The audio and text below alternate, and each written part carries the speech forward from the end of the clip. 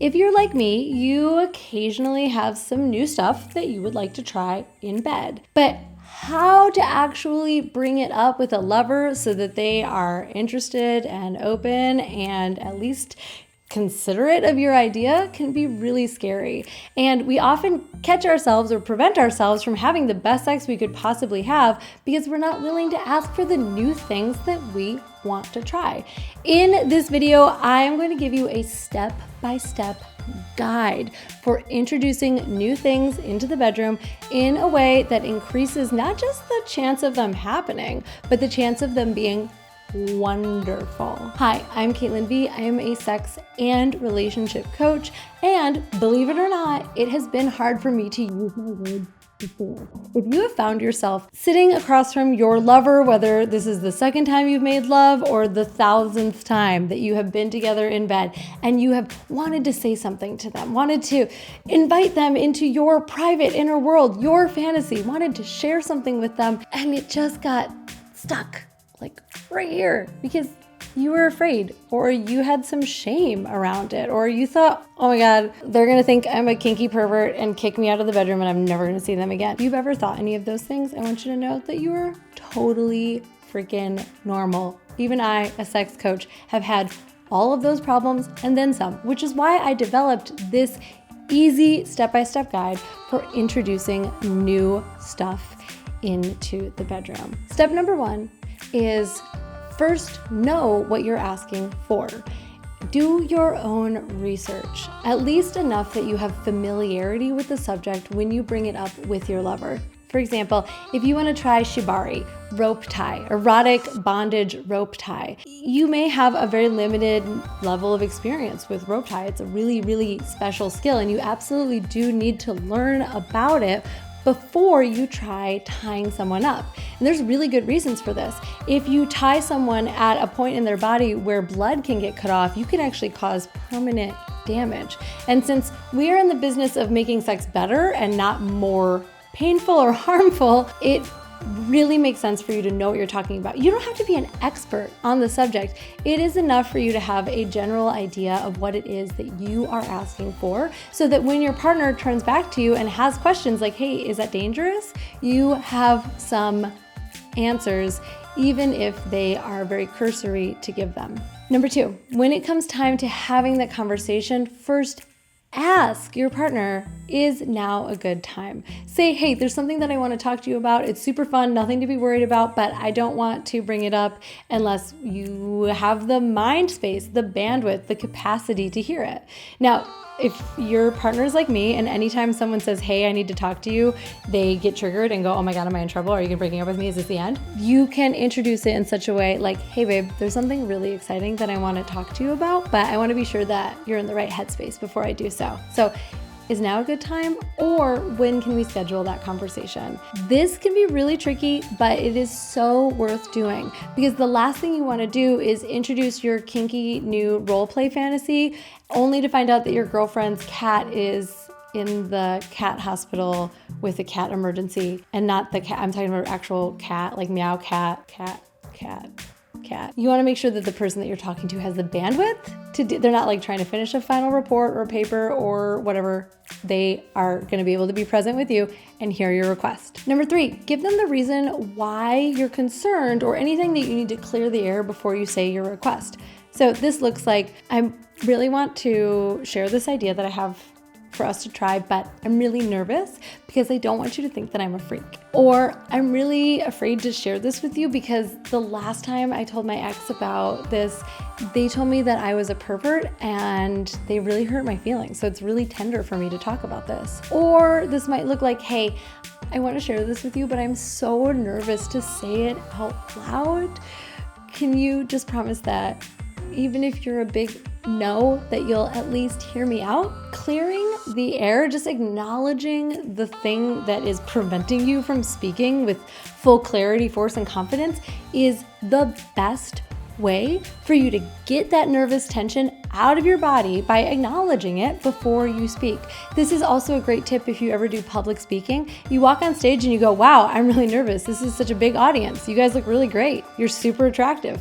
Saying things like that helps to clear the air, and then you don't have to pretend that you're not nervous. Now everyone knows that you're nervous, and everyone has been nervous before, so we can all empathize with what you're experiencing in that moment. It invites the other person into your inner world. All right, so now we've asked them if now is a good time. We've acknowledged the elephant in the room of our emotions, and now we get to actually introduce the new thing that we want to try in the bedroom. There's sort of an age-old way of doing this, which is, it came to me in a dream. I've heard this over and over again. I have seen this in every advice column at least once. You sit down with your partner and you say, so I had a dream in which we were role playing and you were a soccer coach and I was a naughty soccer player who needed to be punished. And that's a fantasy that I have, and now I think that we should try it out. If that feels comfortable for you, you want to use the dream thing, absolutely go ahead, do it. There's nothing wrong with couching your request inside of a world that makes it more okay, more acceptable, more familiar. But know that you're allowed to have kinky fantasies about soccer coaches and that you're perfectly normal for doing so. And it's okay for you to just start with that. You can literally sit someone down and say, okay, I'm really nervous, but here's the thing. I think that I'm into bondage and I would really like to be tied up one time when we were having sex. Is that something that you would be open to doing? Which brings me to step 4. Ask for their consent. You've already asked for their consent to have the conversation. Now you're asking for their consent to take the conversation even further. You're not saying, and you should not put the pressure on them to decide right then and there. In fact, I think it's a great rule of thumb to say, hey, you don't have to have an answer for me right now. I really want you to think about this, but would you be open to experimenting with a new toy in the bedroom? I think I could have better orgasms if I was bringing my vibrator into our sex play. You can think about it and get back to me. This takes the pressure off of both of you. You don't have to sit there and figure it out right then and there. You actually get to separate, go take your own time and really process this new information. Or maybe they're just a big yes, and maybe you strip down right then and there and take the vibrator off the charger and get to work. Amazing, good for you. And if it's a bigger request, something new, something way outside of the bounds that you've existed in within your relationship, I really want to maybe bring a third person into our bedroom. I've thought about the best way for me to be doing that. I watched this great video by Caitlin V on how to have a threesome, and it's something that I want you to think about, and we'll reconvene and talk about it when you are ready. This is the most respectful way because you don't want to put someone on a spot. Often when you put your partner on the spot, they're going to respond by saying no. And it's just because they haven't had any time to actually think about what goes into that request. And by the way, this brings me all the way back to tip number 1. If you're asking for something like a threesome and you have not done any additional of your own thought work on what a threesome means to you, then she might say, you want to have a threesome with another guy? Is that what you mean? Do you want to have a threesome with another woman? Do you want to have a threesome with my friend that I think that you're into and that I'm really insecure about? If you come in and say, hey, I maybe want to have a threesome, I think it would be fun to just introduce that into our fantasy. We could do some dirty talk about a threesome, pretend that there was another woman in the room, see if we're both into it. And if we're both into it, then we'll figure out together how to take the next step to find that woman. The more information that you have, the less catastrophic thinking that she's going to engage in. And suddenly this idea about having a threesome doesn't feel so apocalyptic because you've actually already thought about the safest, easiest, most effective way to introduce it. And that is what's going to give your partner the best opportunity to actually say yes, and then for you to actually get the thing that you are wanting. Which brings me to number 5, which is reconvene and discuss again at a later date. Don't try to make this happen right then and there. Pro tip, it is best to figure out for you and your partner when the ideal time to have these conversations is. For some people, it is on a date over dinner. For some people, it is at home in the privacy of your living room after having a glass of wine. For some people, it is immediately after the last time that you had sex. So, you had great sex, you're hot, sweaty bodies are lying next to each other in bed, you roll over and say, hey, I have this idea for something I want to try during sex. Would you be open to talking about it right now? I'm nervous about bringing it up because I haven't known when is a good time, but I feel so connected to you right now.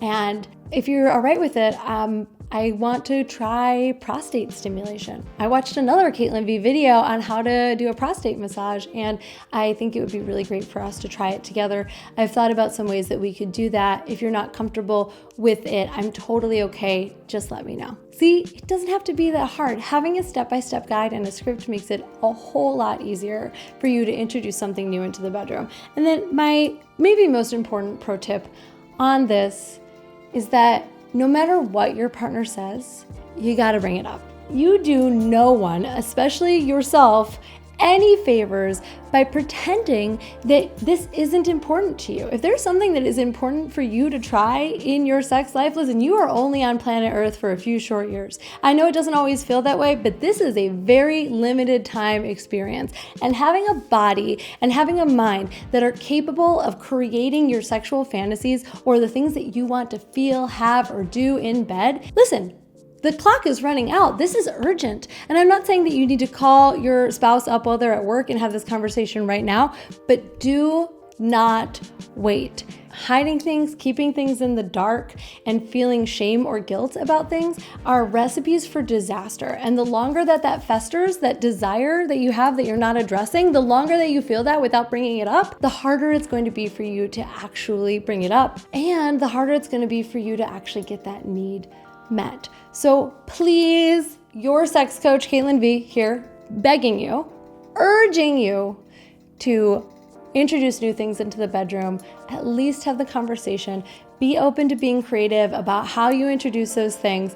And I promise you, even if you never do those things, your sex life will be better by you having had the courage to bring it up, to be vulnerable with your partner, to share that part of you with them. And hey, if it doesn't go the way that you hoped, at least you tried, and now you have the information that you need to determine a path forward, hopefully so that you can eventually try that new thing. If you need any help with that, or you're curious about how to do new things or what new things are available, please apply for coaching. There is a link in the description. I and my team would be happy to help you to figure out what new things there are that you want to try and how to engage in those with your partner, no matter if you are single or married or an empty nester. We are here for you. We've got you. CaitlinVNeal.com/apply. Link is in the description.